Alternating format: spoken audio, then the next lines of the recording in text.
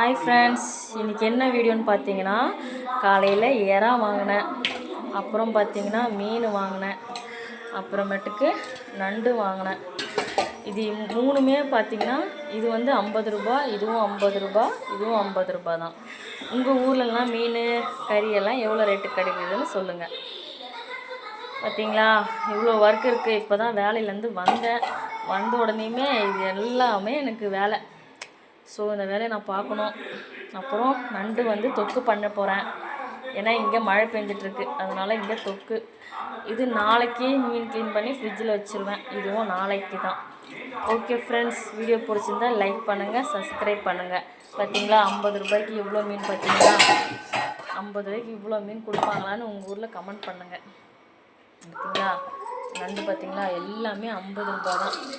பார்த்தீங்களா, இது காலையிலே நான் 8 மணிக்கு வாங்கி வச்சுட்டு போனேன். ஆனால் க்ளீன் பண்ண டைம் இல்லை. இப்போ தான் டைம் இருக்குது. ஓகே ஃப்ரெண்ட்ஸ், லைக் பண்ணுங்கள், சப்ஸ்கிரைப் பண்ணுங்கள். பாய்.